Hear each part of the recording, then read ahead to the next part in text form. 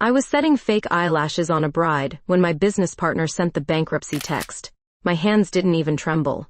10 years of building brushstrokes, my makeup agency, my identity, my everything. Gone in 12 words on a screen, yet there I stood, smiling at this woman on her happiest day while mine collapsed around me. "And you look perfect," I told her, voice steady despite the meltdown raging behind my professional mask. Jennifer Evans, master of cosmetic illusions, working her final magic trick. The bride beamed at her reflection. "Jennifer, you're a miracle worker." If only. My miracle working days were officially over, according to Chase's message, and bank called the loans. Lawyers say, file Chapter 7. "So sorry, Jen." The bridal suite of the Four Seasons smelled of champagne and roses, a sickening combination that suddenly made my stomach lurch. Outside the window, October sunshine drenched Cape Coral in golden light, mocking the darkness swelling inside me. I'd built this company from nothing at 22, and at 32, I was back to square one. My phone buzzed again with another text from Chase. "Will you come to the goodbye party Friday? Staff deserves closure." Closure. What a damn joke. The only closure I wanted involved a bottle of tequila and my bathtub. "Is everything okay?" The bride, Melissa, Melanie, was studying me in the mirror. "And just confirming another appointment," I lied, slipping my phone into my pocket. The weight of it felt like an anchor, dragging me down into reality. When I left the hotel, rain had replaced the sunshine, fat drops splattering against my skin. I didn't open my umbrella. The makeup kit in my hand, the expensive one with hand-carved brushes and premium products, suddenly felt like a child's toy, frivolous, meaningless. 5 blocks later, I was soaked through, mascara probably raccoon smudged beneath my eyes. How fitting. The makeup artist unable to maintain her own facade. The goodbye party was set for Friday at Harborview, the upscale cocktail bar where we'd celebrated landing our first celebrity client 3 years ago. Chase had already sent out invitations to our staff of 12, all soon to be unemployed because I'd expanded too quickly, trusted the wrong partner, taken on too much debt. My apartment felt hollow when I returned. I kicked off my shoes, leaving wet footprints on the hardwood, and poured myself 3 fingers of whiskey. The amber liquid burned my throat but did nothing to warm the chill that had settled in my chest. On my coffee table sat the latest issue of Shine magazine with Sydney Richardson's face on the cover. My work, my artistry. I'd transformed her from pretty to ethereal, and the industry had noticed. Before everything fell apart, we'd been in talks to become her exclusive makeup team. Sydney with her piercing blue eyes and that little scar above her lip that she always wanted covered. I'd told her it gave her character. She'd laughed and said character didn't sell swimsuits. The whiskey glass trembled in my hand as I raised it in mock toast to the magazine. "Here's to what might have been," I muttered. Friday arrived with merciless speed. I wore black, not funeral black, but power black. High-necked silk blouse, tailored pants, red-soled shoes I couldn't afford even before bankruptcy. If I was going down, I'd go down looking like success. The party was already underway when I arrived. Faces turned toward me, some pitying, some angry, all waiting for something. Explanations, apologies, hope I couldn't provide. "There she is," Chase called, too loud, too cheerful. The creative genius behind brushstrokes. I wanted to punch his perfect teeth. Instead, I smiled tightly and made my way to the bar. "Vodka, neat," I told the bartender, whose sympathetic glance told me he knew exactly who I was and why I was drinking. That's when I saw her at the end of the bar, Sydney Richardson herself, looking like she'd stepped off her magazine cover. She caught my gaze and raised her martini glass slightly. What was she doing here? Chase must have invited her, another twist of the knife. I downed my vodka and ordered another.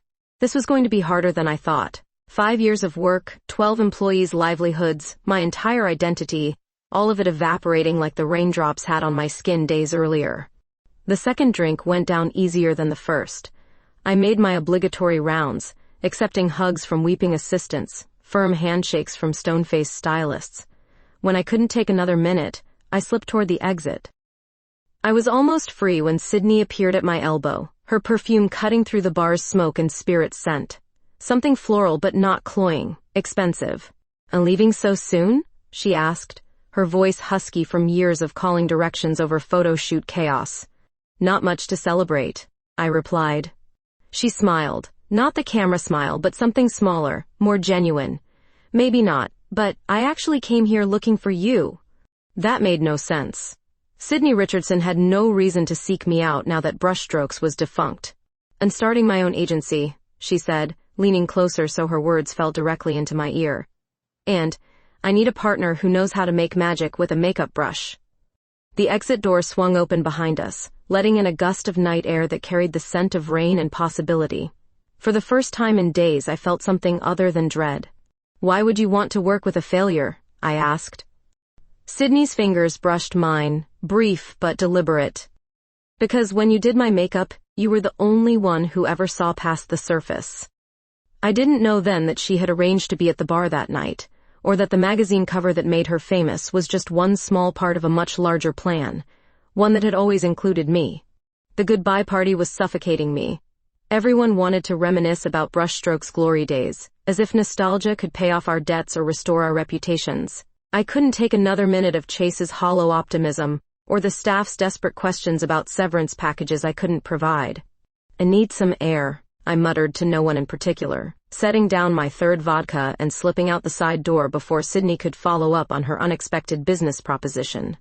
Outside, Cape Coral's night air hit my face like a cool washcloth. October in Florida meant pleasant evenings, not too humid, not too cool. Perfect for walking off the anger and humiliation burning in my chest.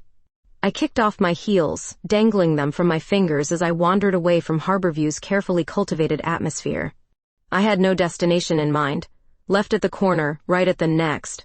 Away from the waterfront where restaurants charge $20 for a glass of mediocre wine. I found myself in the Arts District, where street lamps cast amber halos on cobblestone streets and galleries stayed open late on Fridays. The sound reached me before I saw its source, a violin, playing something that made my steps slow and my breath catch. Not classical exactly, but something modern transformed into something timeless. I followed the music like a character in a fairy tale, drawn by an enchantment I couldn't explain. A small crowd had gathered in a courtyard between two galleries.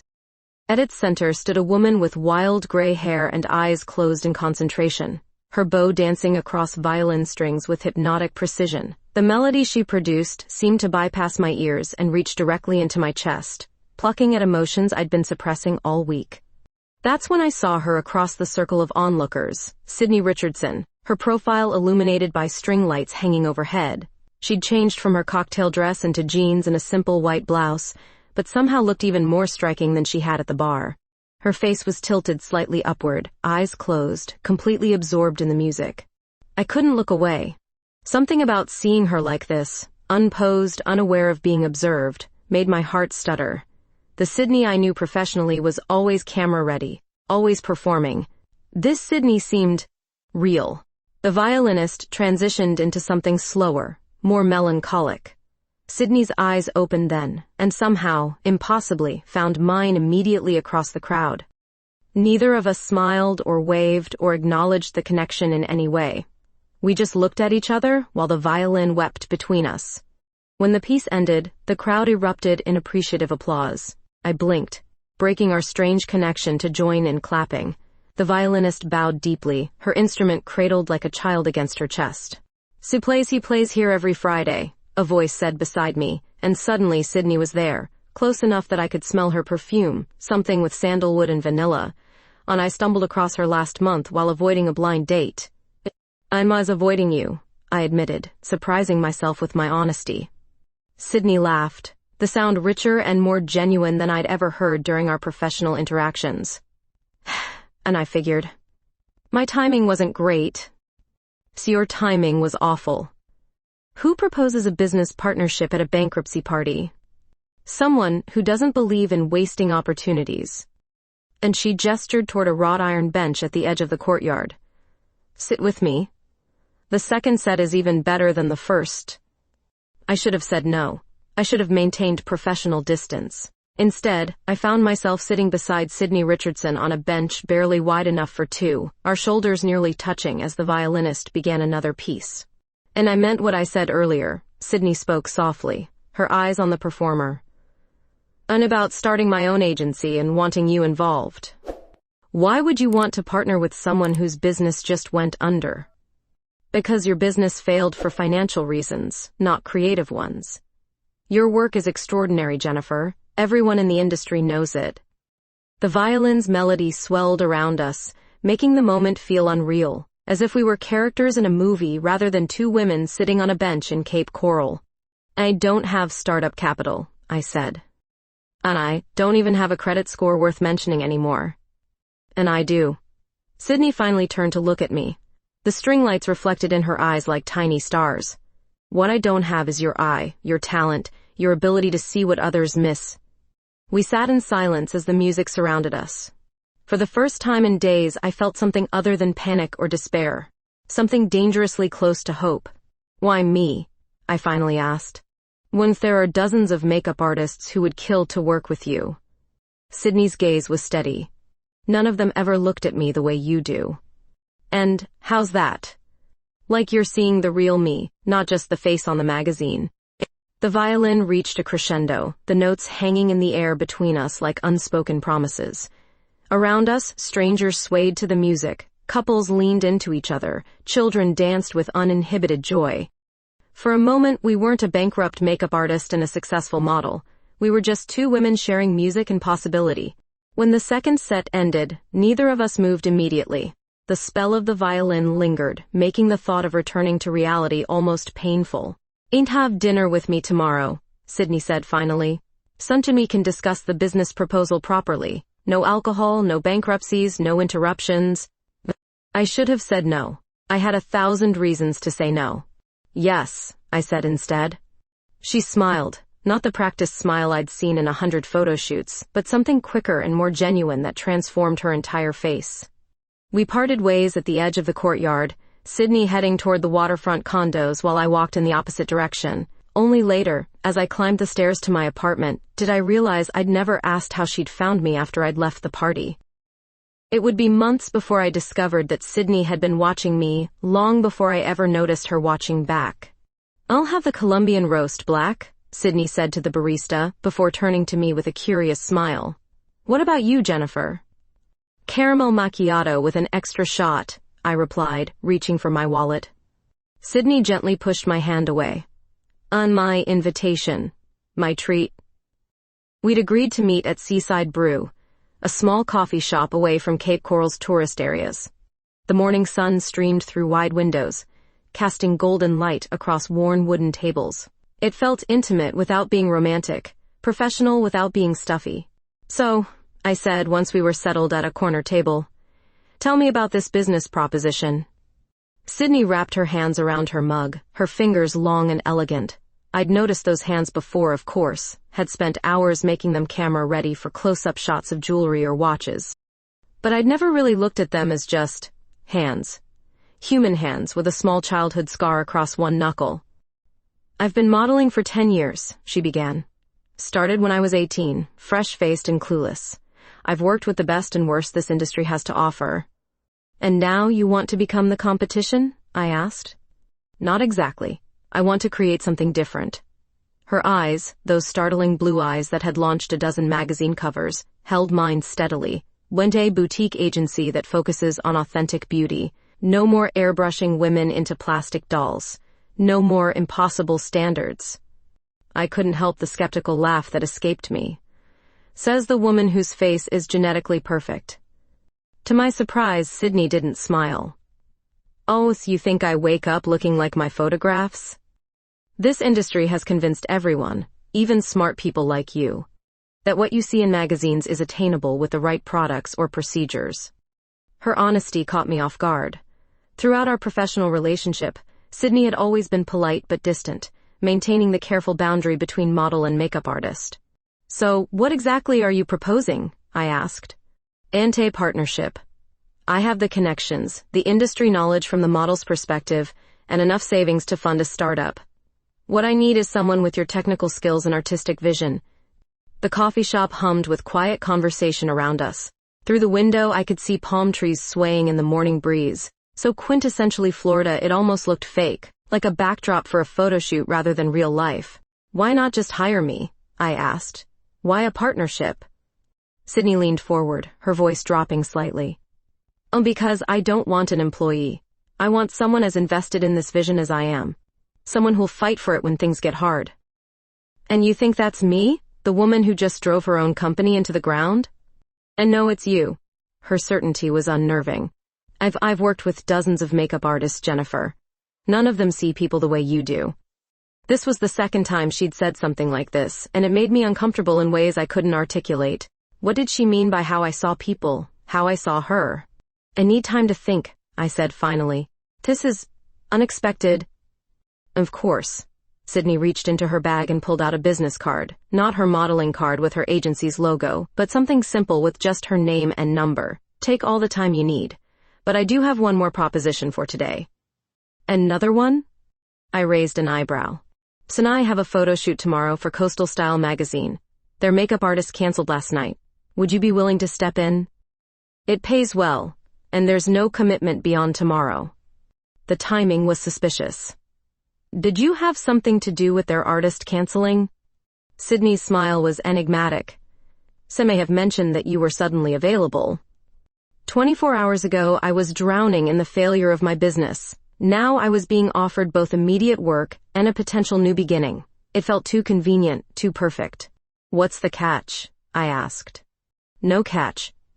Just an opportunity to work together one-on-one instead of with my usual team hovering around. A test drive, if you will. I sipped my macchiato, considering. What did I have to lose? My business was gone. My reputation would recover or it wouldn't, and my savings wouldn't last forever. Okay, I said. I'll do the shoot. Sydney's smile widened. Perfect. 9 a.m. at Lighthouse Point. The next morning arrived with irritating brightness. I arrived at the location 30 minutes early, my kit more carefully packed than it had ever been for any celebrity client. This felt important in ways I wasn't ready to examine. The set was surprisingly small, just a photographer, his assistant, and Sydney. No entourage, no agency representatives hovering nearby. Jennifer. Sydney approached as I set up my station. She wore a simple white robe, her face bare of makeup, hair pulled back in a loose bun. Even like this, or perhaps especially like this, she was stunning. When thank you for coming, and professional curiosity got the better of me, I admitted, arranging my brushes in precise rows. What exactly is Coastal Style going for with this shoot? Natural beauty, minimal makeup. They want to capture the real me. I nodded, assessing her features with professional detachment, or trying to. And let's give them what they want. Sydney sat in my chair, eyes closing as I began my work. This was familiar territory, my hands on her face, creating art with shadow and light. I'd done this dozens of times before. But something was different now. Maybe it was the absence of other people, or the events of the past week, or the business proposition hanging between us. Whatever it was, I found myself hyper-aware of every point of contact, my fingers tilting her chin, the brush sweeping across her cheekbones, my breath probably warming her skin as I leaned in to perfect her eyeliner. You're so gentle, Sydney murmured, eyes still closed. Most artists treat faces like canvases, not people. I swallowed hard, focusing on blending her eyeshadow. Hold still.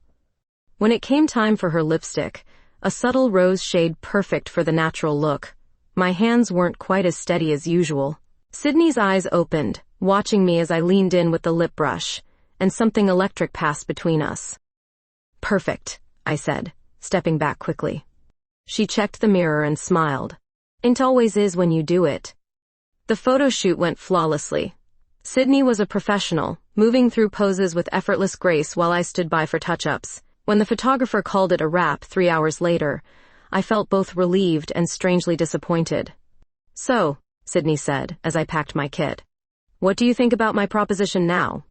I looked up at her, Sydney Richardson, supermodel and apparently aspiring business owner, and realized with startling clarity that I was in serious trouble. Because it wasn't just the business opportunity I was considering, it was her. And I think, I said carefully, we have a lot more to discuss. The Coastal Style photo shoot changed everything. Within days of the issue hitting stands, my phone wouldn't stop ringing. Apparently, Sydney Richardson, looking unnaturally flawless, was all anyone could talk about. The makeup artist responsible, me, was suddenly in demand again. Sis is the third call from Shoreline magazine, Sydney said, scrolling through messages on my phone while I organized my makeup kit for our next client. We'd been working together for 3 weeks now, a partnership that was still undefined but undeniably successful. When I want you exclusively for their summer swimwear spread, tell them I'm only booking through Richardson Evans now, I replied, testing the name aloud for the first time. Our company wasn't official yet, but we'd been discussing it endlessly. Between shoots, over late-night takeout, during early morning coffee runs. Sydney's head snapped up, her eyes widening. Richardson Evans. You've decided? I nodded, focusing intently on arranging my brushes rather than meeting her gaze. Unless you've thought of something better. The squeal that followed was decidedly un-Sydney-like. She launched herself across the room, wrapping her arms around me with such force that we nearly toppled over. I knew you'd say yes eventually, she said into my hair. Her enthusiasm was contagious, and I found myself laughing despite the lingering fear of failure. Don't celebrate yet. We still need to figure out how not to bankrupt this company like I did the last one. Sydney pulled back, her hands still resting lightly on my shoulders. Oh, that won't happen. We're a team now. Something in the way she said, team, made my stomach flip. I'd been having that reaction more frequently around her lately, unexpected moments of awareness that crashed through my professional defenses. Team, I echoed, stepping away under the pretense of checking my phone. Oh, right. The next few weeks passed in a blur of activity. Sydney's connections and my sudden renewed popularity kept us booked solid. We worked with 3 different magazines, 2 local boutiques looking for fresh campaign images, and even a small cosmetics brand wanting to launch with authentic beauty as their cornerstone. Behind the scenes, we were creating something that felt important. Sydney had secured us a small office space in downtown Cape Coral. Nothing fancy, but it had good natural light and enough room for a proper makeup station and photography area. What do you think? She asked, spinning in the center of the empty space the day we signed the lease. Afternoon sunlight streamed through the windows, catching in her hair like she was standing in her own personal spotlight. And I think we're either brilliant or insane, I answered honestly. Sydney laughed. Probably both. Working closely with Sydney revealed sides of her I'd never seen during our previous professional interactions. She was meticulous about contracts, surprisingly tech-savvy, and possessed a stubborn streak that matched my own. She also had a habit of ordering way too much food whenever we worked late, claiming she could never decide what she wanted. Thai or Italian? She asked one evening, as we sorted through potential client portfolios. I glanced at the clock, nearly 10 p.m. Neither, it's late. We should go home. Sydney's expression fell slightly. Oh, I just thought... What? Nothing. She smiled too brightly. You're right. We both need sleep. As we packed up for the night, I realized with sudden clarity that Sydney had been creating excuses for us to spend time together beyond what was strictly necessary for work. More surprising was my own disappointment at cutting our evening short. Actually, I said, trying to sound casual, I could eat. Thai sounds good. The smile that lit up Sydney's face made something in my chest constrict. An hour later, we sat cross-legged on the floor of our new office, surrounded by takeout containers and sample photos. Sydney had kicked off her shoes, and I couldn't stop noticing the pale pink polish on her toes. Such a surprisingly girly choice for someone who projected such confidence. Tin shot's amazing, she said, holding up a test print from our session with Coastal Style. And the lighting makes her look like she's glowing from within. She is, I said without thinking. Glowing, I mean. Sydney looked up, her eyes meeting mine across the scattered paperwork. Oh, what do you mean? I felt my cheeks warm. Just you have this quality. When you're comfortable, when you're not posing for someone else's vision, there's a light that comes through. That's what makes these shots different. The office suddenly felt very small and very quiet. Sydney set down the photograph, her movements deliberate.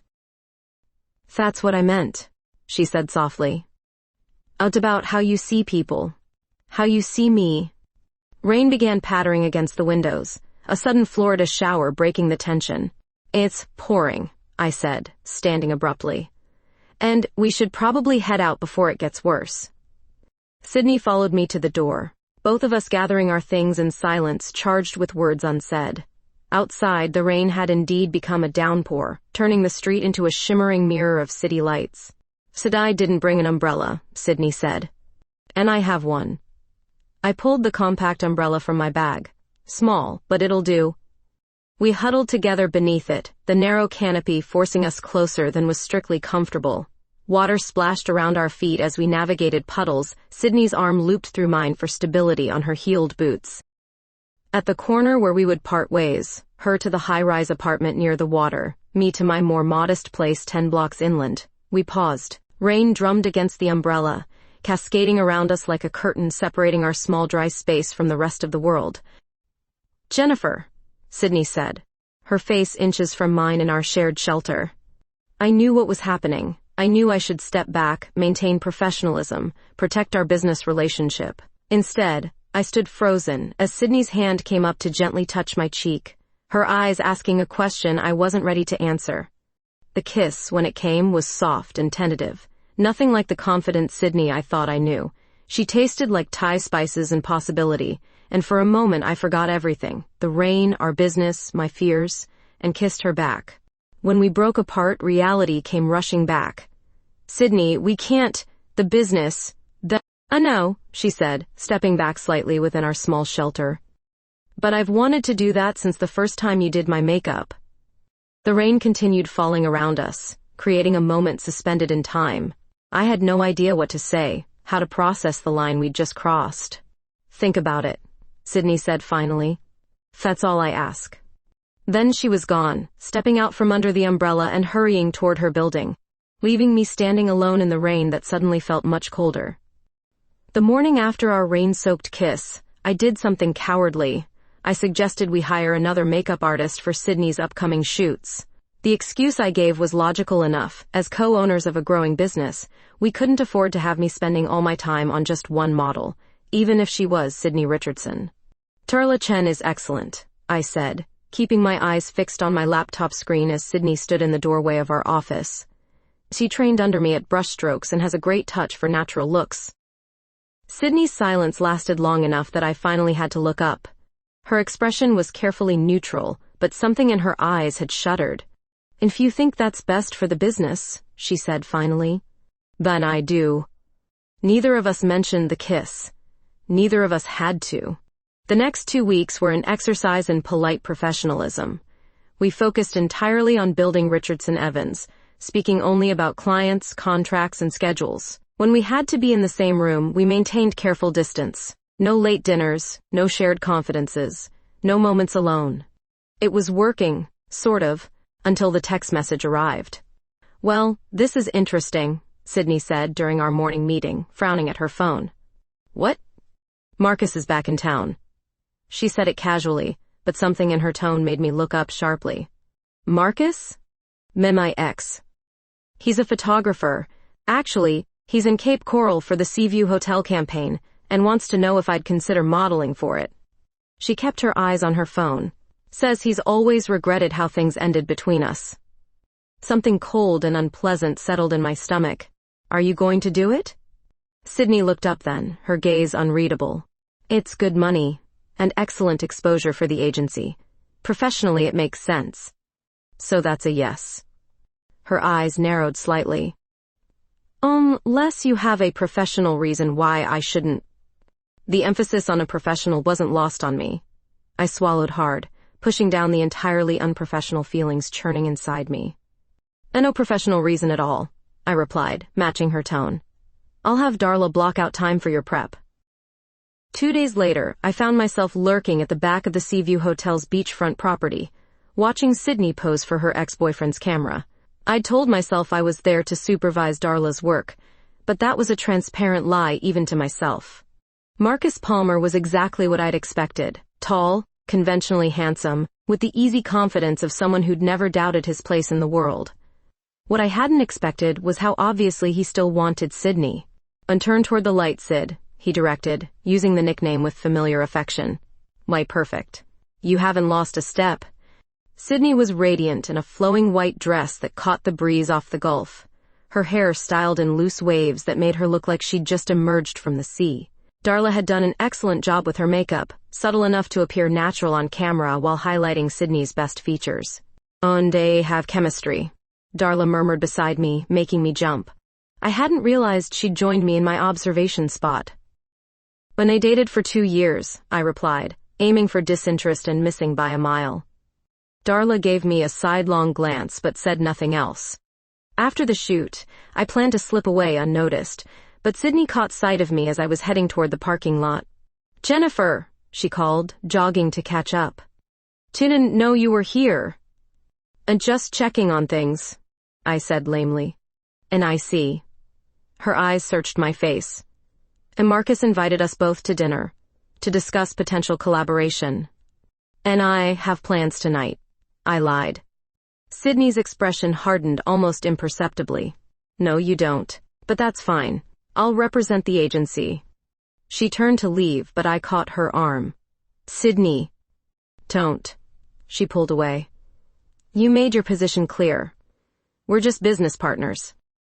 I watched her walk back to where Marcus waited, his hand coming to rest casually on her lower back as he led her toward his car. The sight made me physically ill.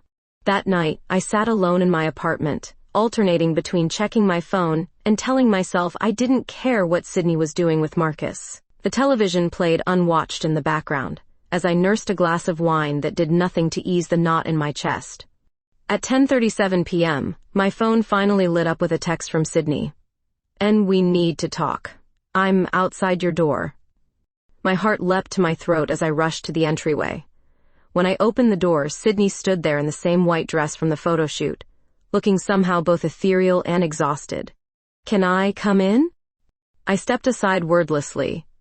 "Marcus wants to reconcile," she said without preamble, pacing the length of my small living room. "He says he made a mistake ending things, that he's never found anyone who understands him like I do." Each word felt like a knife between my ribs. "And you're telling me this because—" Sydney stopped pacing and looked at me directly. Because I need to know if there's a reason I should say no." "A personal reason, Jennifer, not a professional one." The moment stretched between us, taut with possibility and fear. I could hear my own heartbeat in my ears. "Can't," I started, but the words died in my throat. Sydney's face fell, but she nodded as if she'd expected nothing else. "That's what I thought." "Well, at least now I know where we stand." She moved toward the door, and something inside me broke. "Wait," my voice sounded strange even to my own ears. "There is a reason. I'm scared." "Of what?" Sydney turned back, her expression guarded. "Of failing again. Of mixing business and personal. Of wanting something this badly." The honesty was terrifying, but I couldn't stop now. "If you—" The silence that followed seemed infinite. Then Sydney crossed the room in 3 quick strides, her hands coming up to frame my face. "Jennifer Evans," she said softly. You are the most frustrating woman I have ever met." And then she was kissing me, and I was kissing her back. And nothing else mattered. Not Marcus, not the business, not my fears. Just Sydney, and the realization that I'd been falling for her since that night with the violinist.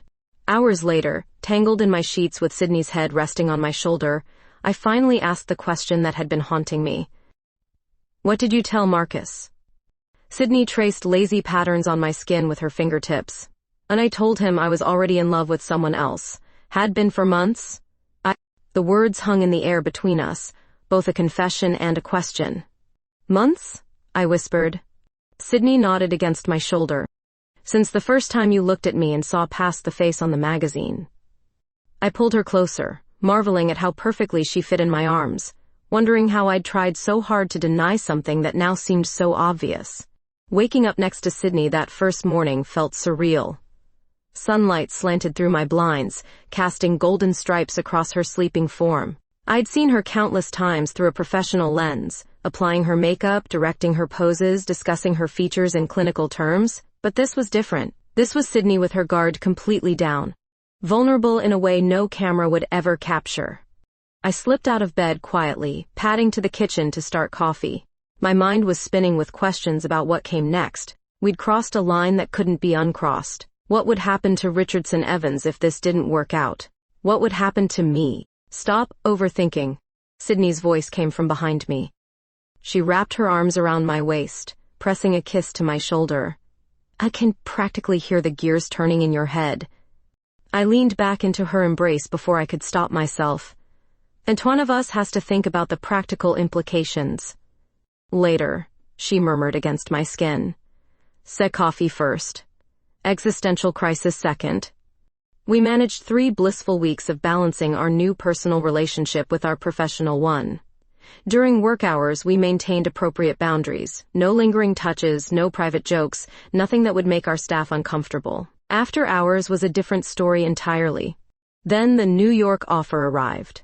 Pristine Cosmetics wants me as their creative director, I told Sydney over dinner at my apartment. Then full creative control of their rebranding, complete with my own team and a budget that makes brushstrokes look like a lemonade stand. Sydney set down her fork carefully. Senny, New York. And New York? I confirmed. The silence stretched between us, heavy with implication. That's an amazing opportunity, Sydney said finally, her voice carefully controlled. When would you start? Then say want an answer within the week and for me to relocate next month. I watched her face, trying to read her thoughts. Oh, I haven't decided anything yet. Sydney nodded, pushing food around her plate. And you should take it. Just like that? What else would you do? It's perfect for you. The exposure alone would cement your reputation as one of the top makeup artists in the country. I frowned at her matter-of-fact tone. What about Richardson Evans? The business will be fine. We'll hire someone to replace you creatively. It won't replace me. I repeated the words slowly. And what about us? Sydney finally looked up, her expression unreadable. And we're both adults, Jennifer. We knew what we were getting into. Something cold settled in my stomach.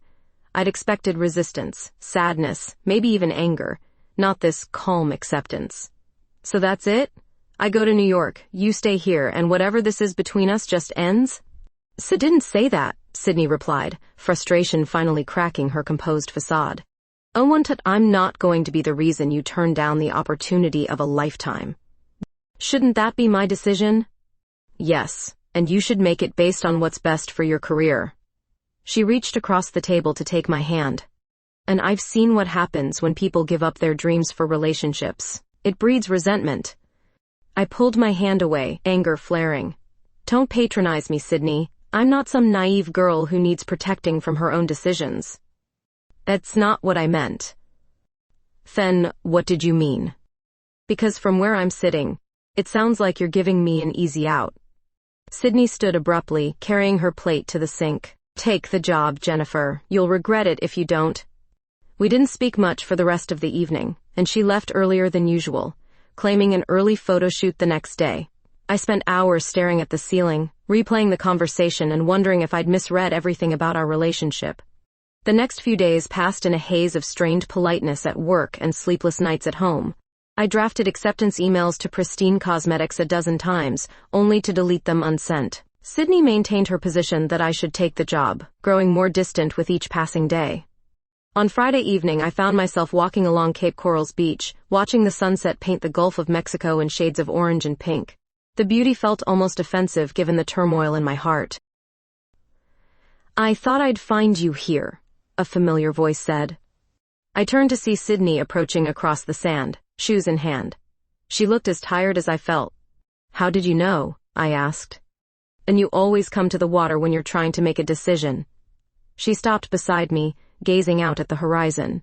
Have you given Pristine your answer? Not yet. I kicked at the sand. And keep thinking about what I'm leaving behind. Sydney was quiet for a long moment before speaking. I'm scared, she admitted finally. The simple confession caught me off guard. You've been pushing me to go, and because I don't want to be selfish. She turned to face me, vulnerability naked in her expression. And I don't want to be the reason you stay and then resent me for it later. That's not giving me much credit. I stepped closer to her. What if I want to stay? What if building something here, with you, is more important to me than New York? Is it? The question hung between us, carried on the salt breeze. In that moment, looking at Sydney with the setting sun gilding her profile, I knew my answer with absolute certainty. Yes, I said simply. It is. Sydney's expression shifted from surprise to cautious hope.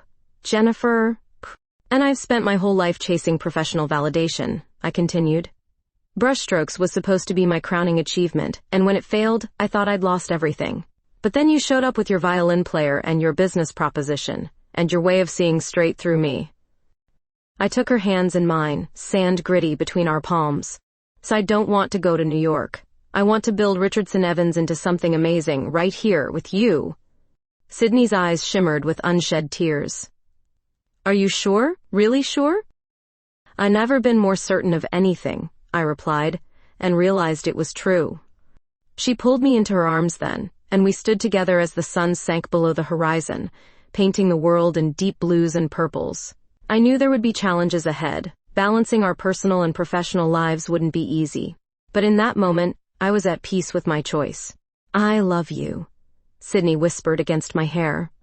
The words flowed back easily, naturally, as if I'd been saying them forever. I love you too.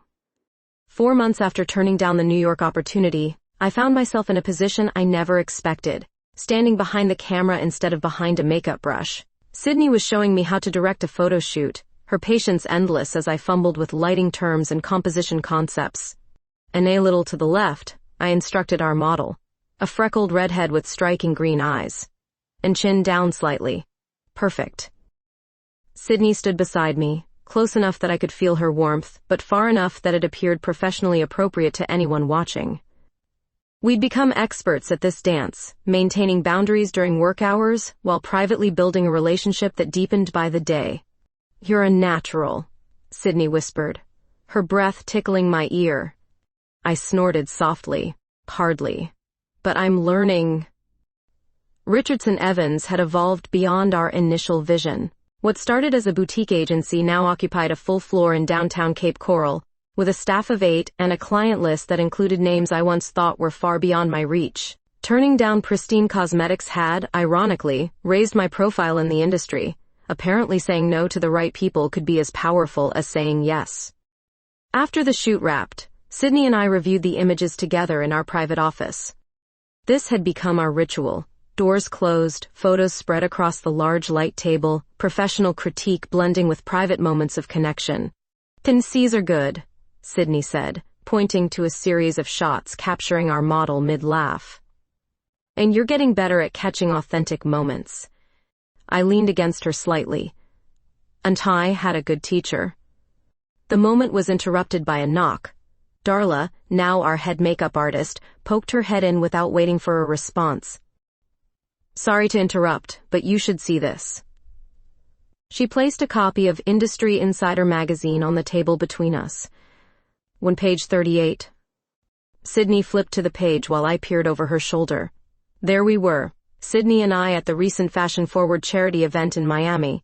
The photo captured us in a private moment, Sydney whispering something in my ear, my head thrown back in laughter, her hand resting just a bit too intimately on my waist. The caption read, "To model turned entrepreneur Sydney Richardson shares a close moment with business partner Jennifer Evans at Miami's Fashion Forward Gala. Industry insiders speculate their partnership extends beyond the professional." Richardson Evans' agency declined to comment. My stomach dropped. How did this? Marcus, Sydney said flatly. Sess has his vindictive fingerprints all over it. Darla shrugged apologetically. And the photos already making rounds online. 2 clients have called asking if it's true. After she left, Sydney and I stared at each other in silence. We'd been so careful. No public displays of affection, no shared hotel rooms at industry events, nothing that would complicate our business with gossip about our personal lives. What do we do? I asked finally. Sydney ran a hand through her hair, a rare gesture of frustration from someone usually so composed. And we could deny it. Say it's just friendship misconstrued by a photographer looking for scandal. The suggestion felt like a slap, though I knew it was practical. Is that what you want to do? So no. Sydney's answer was immediate and firm. But I'm thinking about the business, about your reputation. My reputation? I repeated. And you've worked so hard to be taken seriously as an artist and business owner? Sydney's eyes were troubled. And if people think you're just sleeping with the boss? You're not the boss, I cut in sharply. We're partners. And anyway, that's ridiculous. Is it? This industry runs on perception. You know that better than anyone. She wasn't wrong. Beauty and fashion were brutal worlds where reputation could make or break careers overnight. We'd built Richardson Evans on a foundation of authenticity and professionalism, qualities that could be undermined by gossip about the founder's relationship. So what, we just hide indefinitely? The thought made something in my chest constrict painfully. Sydney's fingers intertwined with mine. No. But we need to be strategic about how we handle this.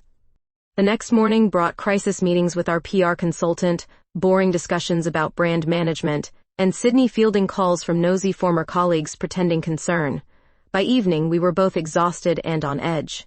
An O'Donovan Cosmetics campaign wants to meet tomorrow, Sydney said as we finally closed up the office. When a marketing director specifically asked if you'd be there. Is that unusual? Sydney's hesitation was brief but noticeable. And I've never requested you specifically before. The implication hung between us. Were clients already seeing me differently? As someone who'd slept her way into a partnership rather than earned it through talent? I'll be there, I said, throat tight with indignation. I'll bring my full portfolio. The Donovan meeting went smoothly on the surface, but I felt the subtle scrutiny, the evaluating glances, the slightly too personal questions about how Sydney and I had decided to become business partners. Each one stoked a slow-burning anger in my chest. When we returned to the office, I slammed the door behind us. Tense is exactly what I was afraid of. Sydney watched me pace, her expression carefully neutral. The meeting went well. They're signing the contract. That's not the point. I ran my hands through my hair, frustrated beyond words. Did you see how they looked at me? Like I'm some kind of... Stop. Sydney caught my hands, stilling my movement. And you're projecting. They respect your work. For now. But how long until people start whispering that my success comes from sharing your bed? The hurt that flashed across Sydney's face made me immediately regret my words. Is that what you think? That being with me diminishes your talent? No, I said quickly. Of course not. So you just what? Sydney's voice had gone quiet, which was worse than if she'd yelled. You're afraid people will think less of you for loving me? That's not fair. Isn't it? She released my hands and stepped back. Because it sounds like you're ashamed of us.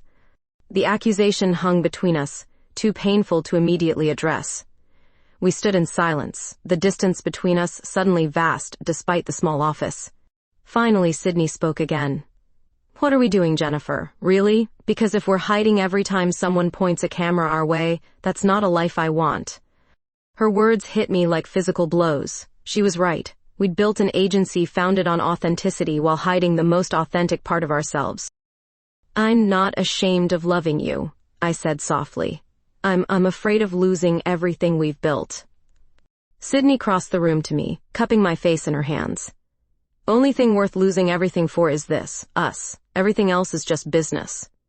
In that moment, looking into her eyes, the decision crystallized with perfect clarity. Finn, let's stop hiding. Are you sure about this? Sydney asked, as we stood outside the sleek glass doors of Luminate magazine's headquarters. Once we do this interview, there's no going back. I squeezed her hand, drawing strength from the connection. I'm sure. No more hiding.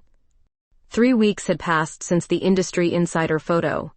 After our confrontation in the office, Sydney and I had made a decision. Instead of running from the speculation, we'd control the narrative. We'd reached out to Luminate, a respected industry publication, offering an exclusive interview about Richardson Evans and the women behind it.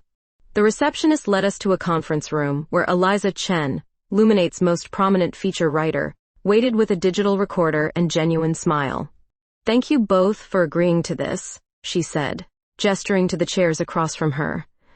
Richardson Evans has been the talk of the industry for months, the agency that came from nowhere to redefine beauty standards. And now, well, there's even more interest in your story. Sydney gave me a sideways glance, silently checking in. I nodded slightly in response. That's partly why we're here, I said. When we believe in authenticity in our work, and it's time we brought that same authenticity to our personal lives. The interview flowed surprisingly easily after that. We talked about how Richardson Evans began, Sydney's vision meeting my artistry in the aftermath of brushstrokes' collapse. We discussed our philosophy of representing real beauty in an industry obsessed with perfection. And finally, we addressed what everyone wanted to know. "So, the rumors about your relationship are true?" Eliza asked, though it wasn't really a question anymore. "Yes," Sydney replied simply. "Jennifer and I are partners in every sense of the word." The article hit stands 2 weeks later with us on the cover. A professional photo of Sydney and me in our studio, standing back to back, my hand reaching back to hold hers. The headline read, "Two Beauty Revolutionaries, How Two Women in Love Are Changing the Industry." The response was immediate and overwhelming. Our phone lines jammed with calls, some from people wanting to work with us, others from those who suddenly didn't. 3 major clients canceled their contracts within days, but for every client we lost, 2 new ones approached us, drawn to our authenticity and vision. "Rebel Cosmetics wants a meeting," Sydney announced one morning, bursting into my office with excitement in her eyes. "Owens, they're launching a new inclusive line and want us to handle the entire campaign?" I looked up from my sketches, heart swelling at her enthusiasm. "That's huge, Sid." "And it gets better." She perched on the edge of my desk, vibrating with energy. "They specifically asked for us because of the Luminate article. Their exact words were, 'We want to work with people as authentic as our brand aims to be.'" The Rebel campaign became our turning point. With their substantial budget and complete creative freedom, we created something revolutionary. A cosmetics campaign featuring models of all ages, sizes, colors, and gender expressions. Behind the scenes, Sydney and I worked in perfect harmony, her vision complementing my technical skills in ways that elevated both. 6 months after going public with our relationship, Richardson Evans had evolved into something bigger than either of us had imagined. We'd moved to a larger space and expanded our staff to 15. Our waiting list for new clients stretched months long, and industry awards lined our reception area. "Sight, I have an idea," Sydney said one evening, as we walked along the same beach where we'd once decided against New York. "Dangerous words coming from you," I teased. She bumped my shoulder playfully. "I'm thinking we should create our own line." I stopped walking. "Our own cosmetics line?" "Yes." Her eyes sparkled with excitement in the fading light. "No, not just another makeup brand. Something that embodies everything we believe in. Products that enhance rather than mask, with formulations that work for everyone." The idea was ambitious, risky, and absolutely perfect. "Richardson Evans Beauty," I said, testing the name. "Actually," Sydney reached into her pocket and pulled out a small velvet box. "And I was thinking we might want to simplify the brand name. Maybe just Evans?" My heart stuttered to a halt as I stared at the box in her hand. "Sydney." She opened it to reveal a simple platinum band set with tiny diamonds. "I'm not very good at traditional things, but I do know that I want to build everything in my life with you, not just a business." Tears blurred my vision as I looked from the ring to her face, radiant in the sunset light. "Are you asking me to marry you?" "Yes," she said simply. "And I am." Words failed me completely. Instead, I pulled her close and kissed her, trying to pour everything I felt into the connection between us. When we finally broke apart, Sydney's smile was brilliant. Is that a yes?" "Yes," I whispered against her lips. "Absolutely yes." We celebrated with champagne at the same street corner where we'd first connected over violin music so many months earlier. By beautiful coincidence, or perhaps fate, the same gray-haired violinist was there, drawing her bow across the strings in a melody that seemed made for us. Sydney dropped a generous donation in the violin case before taking my hand, her ring catching the light from the street lamps above. "Dance with me?" In the middle of the courtyard, surrounded by strangers and music, we swayed together, public and unafraid. "I never thought I'd find this," I murmured against her shoulder. "Someone who sees me completely." Sydney pulled back just enough to meet my eyes. From her pocket, she produced a second surprise, matching silver rings on delicate chains. "Promise necklaces," she explained. "Until the wedding bands." As she fastened one around my neck, I realized we'd come full circle to the place where it all began. Two women seeing each other clearly for the first time while music played around them. Everything that followed, the business, the challenges, the love, had started right here with that simple recognition. I love you, I said, the words feeling both ordinary and miraculous. Sydney's smile held everything I'd ever wanted. And I love you too. Always have,